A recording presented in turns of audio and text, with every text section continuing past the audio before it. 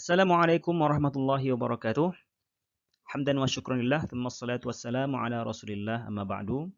Yang saya muliakan, dosen pembimbing mata kuliah Hadis Ahkam, Profesor Dr. Nawir Islam. Pada kesempatan ini, izinkan saya, Armaya Azmi, untuk menyajikan makalah tentang Hadis Ahkam tentang kafalah. Kafalah secara bahasa artinya adalah dhamina atau dhaman, yaitu menjamin atau jaminan.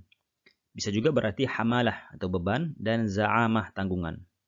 Syafi'iyah memaknainya dengan iltizam atau kewajiban dan komitmen. Secara terminologi, kafalah adalah jaminan yang diberikan seseorang kepada orang lain yang mempunyai tanggung jawab menunaikan hak membayar hutang. Oleh karena itu, maka pembayaran hutang menjadi tanggungan pihak menjamin. Dalam kompilasi hukum ekonomi syariah, kafalah adalah jaminan atau garansi yang diberikan oleh penjamin kepada pihak ketiga atau pemberi pinjaman untuk memenuhi kewajiban pihak kedua atau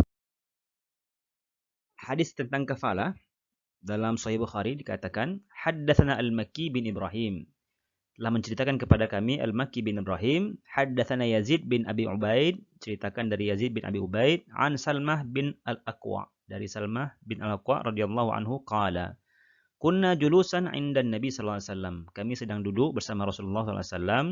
Idz utiya bi janazah. Ketika dihadapkan kepada beliau satu jenazah, faqalu shalli 'alaiha. Maka mereka mengatakan, sahabat mengatakan, ya Rasulullah, salatlah atasnya. Faqala hal 'alaihi dain? Nabi mengatakan, apakah orang ini punya hutang? Qalu la. Kami menjawab tidak. Qala hal taraka syai'an? Apakah dia meninggalkan sesuatu? Kata Nabi. Qalu la. Kami mengatakan tidak. Fasalla alaih. Maka Nabi pun menyolatkannya. Thumma utiya bijanazah ukhra. Kemudian datangkan jenazah yang lain. Faqalu ya Rasulullah salli alaiha. Mereka mengatakan ya Rasulullah salatlah atasnya. Qala hal alaihi dain? Kata Nabi, apakah dia punya hutang? Qila na'am. Dikatakan ya. Qala fahal taraka syai'an? Apakah dia meninggalkan sesuatu? Kata Nabi. Qalu thalathata dananir. Mereka mengatakan 3 dinar. Fasalla 'alaiha. Nabi salat atasnya. Thumma utiya bithalithah. Didatangkan jenazah yang ketiga. Faqalu salli 'alaiha. Ya Rasulullah, salatlah atas jenazah ini. Qala hal taraka syai'an? Apakah dia meninggalkan sesuatu? Kata Nabi. Qalu la. Kata sahabat tidak. Qala fahal 'alaihi dain? Apakah dia punya hutang? Qalu thalathatu dananir. Mereka mengatakan ada 3 dinar. Qala sallu ala sahibikum. Kata Nabi, salatlah atas saudara kalian ini. Qala Abu Qatadah, salli alaihi ya Rasulullah wa alayya dainuhu. Abu Qatadah mengatakan, ya Rasulullah, salatlah atasnya dan aku yang menjamin hutangnya. Fasalla alaihi. Nabi pun kemudian mensolatkan jenazah tersebut.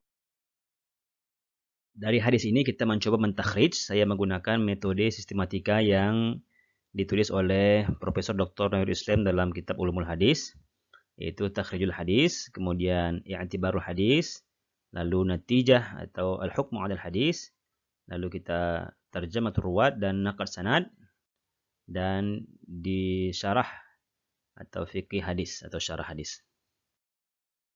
Yang pertama, takhrijul hadis saya mengambil dari kitab Al-Mu'jam Al-Mufahras di Al-Fazil Hadis Al-Nabawi yang ditulis oleh A.J. Wensing. Dalam kitab tersebut saya mencoba mencari dengan kata kunci dain. Terdapat pertama di Sahih Bukhari, kitab Al-Hiwalah nomor bab 3 dan kitab Al-Kafalah bab 3. Kemudian di Musnad Ahmad, di An-Nasa'i dan Abu Daud. Kemudian kita masuk kepada i'tibarul hadis. Kita mencoba untuk melihat ada beberapa riwayat dalam hadis ini. Pertama dari Rasulullah SAW yang diriwayatkan oleh Salamah bin Amru bin Al-Aqwa, yaitu seorang sahabat. Kemudian meriwayatkan dari Salamah ini ada 2 jalur, yaitu pertama Amru bin Ali dan Muhammad bin Al-Musanna. Kemudian Yazid bin Abi Ubaid, seorang tabi'in. Dari Amr bin Ali diriwayatkan oleh Yahya, lalu meriwayatkan Hadis ini An-Nasa'i. Dari jalur Yazid bin Abi Ubaid, Maki bin Ibrahim bin Bashir bin Farqad meriwayatkan dari Yazid bin Abi Ubaid, kemudian diriwayatkan oleh Bukhari. Lalu dari jalur Yazid juga ada Hamad bin Mas'adah yang kemudian meriwayatkan dari Ahmad ini, yaitu Ahmad bin Hambal.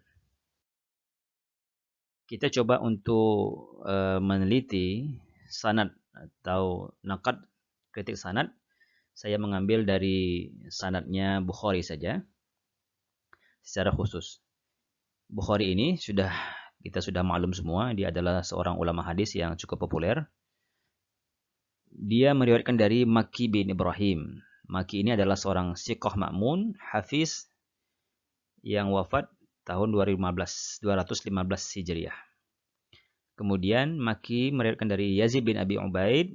Ya, Yazid ini adalah seorang yang siqah juga, yang meriwayatkan dari Salamah bin Amr bin Al-Aqwa, yaitu seorang sahabat yang jujur, wafat tahun 74 Hijriah. Jadi kalau kita lihat tadi dari terjematul ruwatnya, kita lihat perawinya semua siqah. Kemudian sanadnya bersambung sampai kepada Rasulullah SAW, dan sumber hadis ini dapat dilihat di beberapa kitab induk hadis.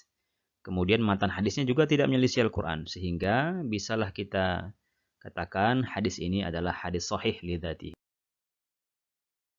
Kemudian fiqhul hadis atau syarah hadis. Saya mengambil dari beberapa kitab syarah Bukhari. Ibnu Hajar dalam Fathul Bari menjelaskan bahwa hadis ini masuk dalam definisi al-kafalah karena adanya zahirul khabar. Hadis ini menjelaskan 3 keadaan jenazah. Pertama, yang tidak meninggalkan harta dan tidak memiliki hutang. Kedua, jenazah memiliki hutang tapi memiliki wafa untuk membayar harta untuk membayarnya. Yang ketiga, atau mayat ketiga tadi, jenazah ketiga memiliki hutang tapi tidak memiliki wafa. Lalu Abu Qatadah menyatakan, "Salli alaihi ya Rasulullah." Salatlah atasnya Rasulullah, wa alayya dainuhu, dan aku yang menjamin hutangnya. Dalam hadis lain, Ibnu Majah menggunakan lafaz wa ana atakaffalu bihi, dan aku yang menjadi kafil atau menjadi penjamin atas orang ini. Nabi pun langsung salat atas jenazah tersebut. Kemudian Syamsuddin Al-Kirmani dalam Al-Kawakib Ad-Darari fi Syarah Sahih Bukhari mengatakan bahwa alasan atau illat Nabi tidak mau mensolati mayat mengandung kemungkinan bahwa harta yang dimiliki sebanyak 3 dinar tadi tak cukup untuk membayar hutang si mayit, sebab hutangnya lebih dari itu. Lalu Abu Qatadah mengatakan, alayya dinuhu, ya Rasulullah, saya menanggung hutangnya sebagai bentuk dhaman atau jaminan, bukan hiwalah. Ada juga yang mengatakan bahwa makna keduanya ini dekat. Kemudian Ibnu Battal dalam Syarah Sahih Al-Bukhari li Ibnu Battal mengatakan bahwa jika seseorang mengalihkan hutangnya atau hiwalah dibolehkan. Dan hadis tersebut juga masuk dalam tema al-dhiman, jaminan atau kafalah, sebagaimana jul kita. Sebab al-hiwalah dan al-hamalah menurut sebagian ulama maknanya berdekatan. Seperti pendapatnya Ibnu Abi Layla dan Abu Saur.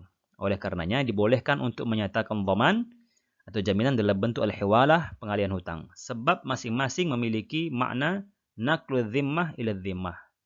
Dan al-hamalah yang disampaikan Abu Qatadah tadi, yaitu membebaskan tanggungan si mayit. Maka serupalah maknanya dengan al-hiwalah. Ada perbedaan pendapat tentang seseorang yang menjamin hutang dari mayit yang tidak meninggalkan harta untuk membayar hutangnya. Sebagian berpendapat bahwa jaminan untuk orang ini berlaku, baik dia meninggalkan harta atau tidak. Ini pendapat Ibnu Abi Layla, Malik, dan Syafi'i. Sementara itu Abu Hanifah memandang tidak berlaku jaminan bagi al-kafil atau penjamin karena hutang sudah ditutup. Jika ia meninggalkan sesuatu, si penjamin boleh menanggung sesuai hartanya. Jika ia meninggalkan harta yang cukup, maka ia bisa menjadi dhamin terhadap semua hutang yang ditanggungnya. Kemudian Ibnu Munzir memandang bahwa Abu Hanifah menyelisihi hadis di mana Rasulullah SAW tak mau mensolati mayit sebelum adanya jaminan Abu Qatadah.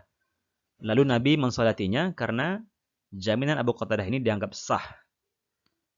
Abu Yusuf berpendapat al-kafalah boleh, baik sesudah dibicarakan atau belum. Pendapat ini didukung oleh At-Tahawi yang mengatakan bahwa Nabi membolehkan jaminan Abu Qatadah dari si mayit tanpa persetujuan yang dijamin. Sebab perbedaan dalam hiwalah. Perbedaan pendapat dapat dilihat dari perbedaan ulama dalam membagi rukun kafalah sebenarnya. Menurut Abu Hanifah, rukun kafalah itu terdiri dari ijab dan qabul. Atau ijab dari si penjamin, qabul dari orang yang berhutang. Sedangkan dalam hadis tadi, orang yang berhutang tak mungkin lagi menyatakan qabul karena sudah meninggal, sehingga tidak terpenuhi rukun. Sedangkan Abu Yusuf menyebutkan bahwa rukun kafalah itu hanya ijab saja, sementara qabul bukan termasuk rukun. Oleh karenanya, cukuplah kafalah bil mal atau bin nafas dengan adanya kafil saja.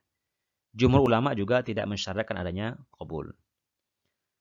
Perbedaan pendapat para ulama tersebut hanya berkisar pada masalah furu' saja dalam pembahasan tentang kafalah, bukan pada hukum kebolehannya. Sebab kebolehan kafalah disandarkan kepada Al-Quran, Sunnah, dan Ijma'. Karena kafalah adalah sebuah konsep tolong-menolong, ta'awun, untuk memenuhi kebutuhan manusia dan menghindarkan keburukan bagi orang yang berhutang. Dasar hukum kafalah bisa dilihat dalam surah Yusuf ayat 72. Qalu nafkidu su'al malik wa liman ja'a bihi himlu ba'ir wa ana bihi za'im.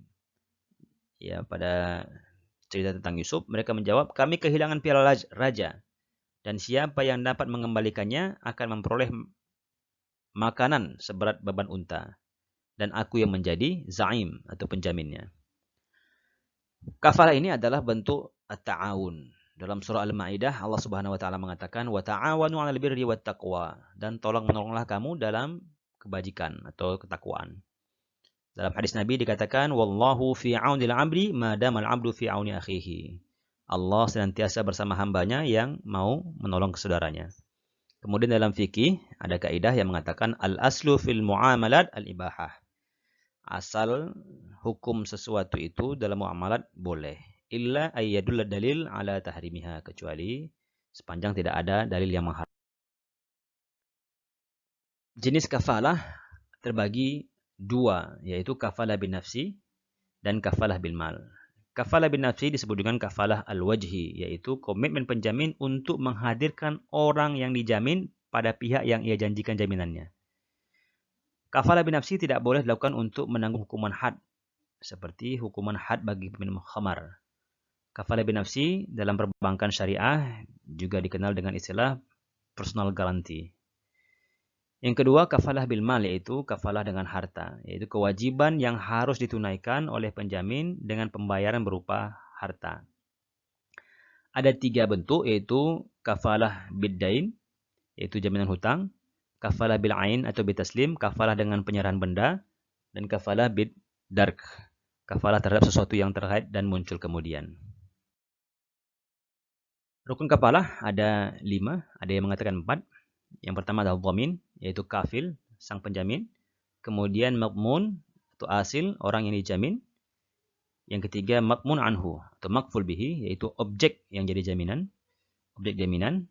Yang keempat adalah sighat, ijab, ada yang mengatakan ijab dan qabul. Yang kelima adalah maqmun lahu, atau maqful lahu, orang yang berpiutang. Permasalahan berikutnya adalah fi dalam kafalah, atau ujrah dalam kafalah. Pada dasarnya, prinsip kafalah ini adalah akad tabaruk atau kebajikan untuk saling tolong-menolong. Sebaiknya, kata para ulama, jika tabaruk tersebut dilakukan tanpa mengharapkan imbalan, karena itu jauh dari syubhat. Tetapi, diperbolehkan bagi pihak yang dijamin memberikan hibah atau hadiah kepada kafil sebagai imbalan balasan atas kebaikan yang telah diberikan. Wahab Az-Zuhaili mengatakan, jika kafil mensyaratkan pemberian upah terhadap kafalah yang diberikannya, dan tidak ditemukan orang yang mau bertabaruk secara sukarela, maka dibolehkan memberikan upah karena alasan darurah dan hajat yang mendesak. Dalam fatwa DSN disebutkan bahwa membolehkan bagi penjamin untuk menerima fee atau imbalan. Dan akad kafalah dengan imbalan ini tidak boleh dibatalkan karena bersifat mengikat. Ini ada sedikit video yang mungkin bisa memberikan pengertian tentang kafalah.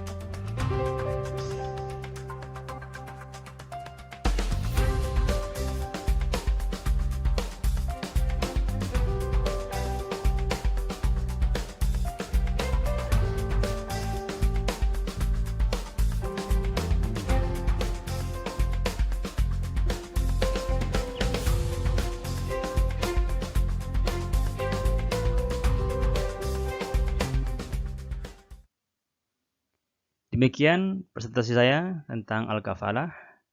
Wabillahi taufiq wal hidayah. Assalamualaikum warahmatullahi wabarakatuh.